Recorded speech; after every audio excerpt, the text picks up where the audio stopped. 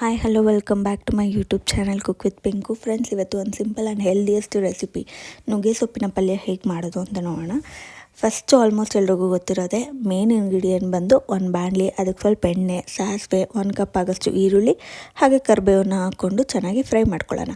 ನಾನಿಲ್ಲಿ ಆಲ್ರೆಡಿ ನುಗ್ಗೆ ಸೊಪ್ಪನ್ನು ವಾಶ್ ಮಾಡಿ ಎತ್ತಿಟ್ಕೊಂಡಿದ್ದೀನಿ.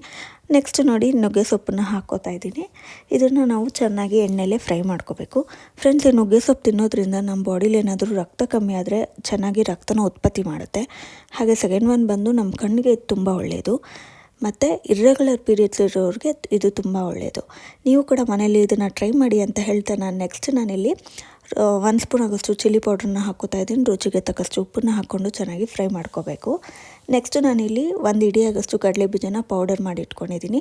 ಸೊಪ್ಪು ಅಟ್ಲೀಸ್ಟ್ 15 ಮಿನಿಟ್ಸ್ ಆದರೂ ನಾವು ಚೆನ್ನಾಗಿ ಫ್ರೈ ಮಾಡ್ಕೊಂಡಿದ್ದಾದಮೇಲೆ ಕಡಲೆ ಬೀಜ ಪುಡಿನ ಹಾಕ್ಕೊಂಡು ಚೆನ್ನಾಗಿ ಇದನ್ನು ಫ್ರೈ ಮಾಡಿಕೊಂಡ್ರೆ ನುಗ್ಗೆ ಸೊಪ್ಪಿನ ಪಲ್ಯ ರೆಡಿ ಆಗುತ್ತೆ.